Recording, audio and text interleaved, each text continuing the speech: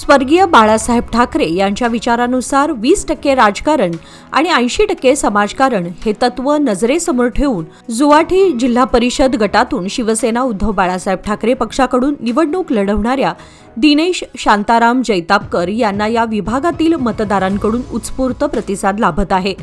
यापूर्वी देखील जिल्हा परिषद सदस्य म्हणून काम केले आहे। त्यावेळी येथील जनतेने जसा जैतापकर यांच्यावर विश्वास दाखवला होता तसाच विश्वास यावेळी देखील मतदारांकडून मिळत आहे। आमच्या गावातील सर्व लोकांना रोजगार मिळवून दिला जैतापकर साहेबांनी। त्यांच्या पाठीशी आम्ही उभे राहणार, त्यांनाच निवडून आणणार। 100% जैतापकर साहेब निवडून येणार। निशाणी मशाल। मंदिराचा रस्ता जैतापकर साहेबांनी करून दिला आहे। त्यामुळे आमची मतं त्यांनाच देणार मशालला। जैतापकर साहेब कुठली अडचण असली तरी धावून येतात, म्हणून त्यांना आम्ही मशालीलाच मत देणार। नमस्कार, मी दिनेश शांताराम जैतापकर। या जिल्हा परिषद निवडणुकीमध्ये मी जिल्हा परिषद गट क्रमांक 53 जुवाठी येथे सदस्यपदासाठी अर्ज भरलेला आहे। बाळासाहेब ठाकरे, उद्धवजी ठाकरे, आदित्यजी ठाकरे, तसेच विनायक राऊत साहेब, गणपतदादा कदम साहेब व तसेच रवींद्र डोळक साहेब, दत्ता कदमजी व रामचंद्र सरवणकर यांच्या सर्वांच्याच आशीर्वादाने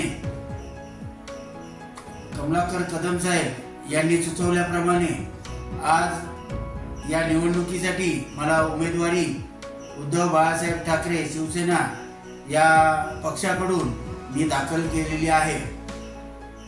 थोडक्यात उमेदवारीबद्दल सांगायचं म्हणजे 2011 साली याच तुमच्या जिल्हा परिषद गटामधून मी विजय प्राप्त केला होता। तो तुमच्या आशीर्वादाने, तुमच्या प्रेमाने आणि तुमच्या विश्वासाने।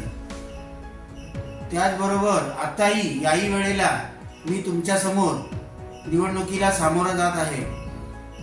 या निवडणुकीमध्ये प्रामुख्याने जी विकासाची कामे होती, या विकासाच्या कामांना गती देण्यासाठी मग तो रस्त्याचा प्रॉब्लेम असू दे, पाण्याचा प्रॉब्लेम असू दे वा शैक्षणिक प्रॉब्लेम असू दे, या सगळ्याच संकटातून जे काही अडचणी निर्माण होतील त्या अडचणी दूर करण्यासाठी मी सदैव प्रयत्नशील राहीनच, ही तुम्हाला माझ्याकडनं ग्वाही आहे।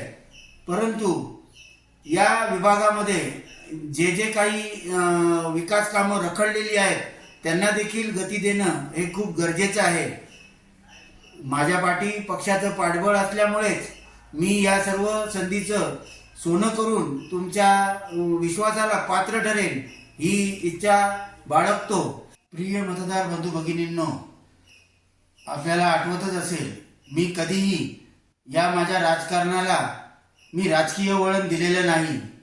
निव्वळ समाज उपयोगी कामं करणे हेच माझं ध्येय आणि हाच माझा छंद असल्यामुळे या तुमची लोकसेवा मी याही अगोदर शैक्षणिक असो, सामाजिक असो व आरोग्य सेवा असो, मी या सर्व पूर्ण केलेल्या आहेत व त्याचप्रमाणे सचोटीने मी या पुढे देखील चालू ठेवेन। मी कधीच हे राजकारण करताना मी निव्वळ माझा मतदारसंघ किंवा माझेच गाव, माझाच तालुका यापुरता मर्यादित न राहता माझ्याबद्दल तुम्ही खात्रीलायक माहिती मिळवू शकता की मी या पूर्ण जिल्ह्यामध्ये जिथे जिथे शक्य होईल तिथे तिथे मी काही कामं केलेली आज देखील तुम्हाला पुराव्यासहित दिसतील।